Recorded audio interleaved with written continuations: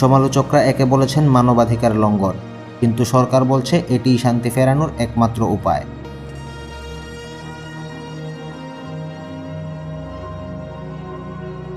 তার বাস্তব প্রমাণ আজ এল সালভাদরের রাস্তা নিরাপদ এবং মানুষ শান্তিতে ঘুমাতে পারছে।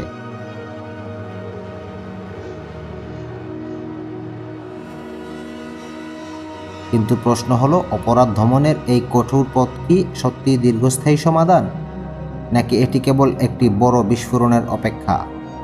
আপনাদের কি মনে হয়? কমেন্টে জানান।